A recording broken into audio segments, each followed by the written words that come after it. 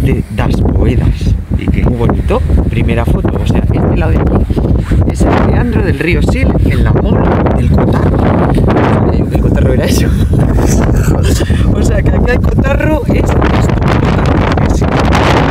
el Cotarro de la cuestión. Entonces, sí, cuál es esa zona de ahí, es el Cañón del Sil. Cañón del Sil. Cañón del Colorado. Vale, pero es que luego ponen una foto y pone catamarán del río Sil. El famoso catamarán que va en verano, ¿no?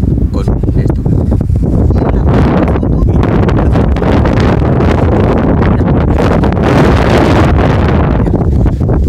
4 van y ponen panel informativo.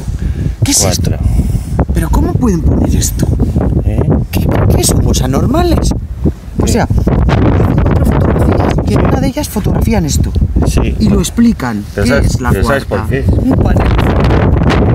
Es que joder, que ponga 3 fotos. No, además ahí tienes otro panel. Sí, eso es otro panel.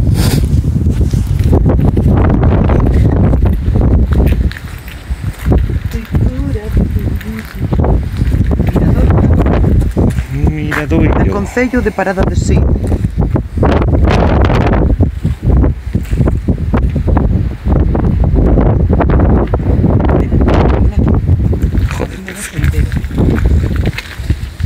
El Cotarro, ¿ves?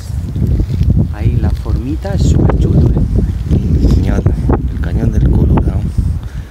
Cañón del río Sí. Creo que va a salir un poco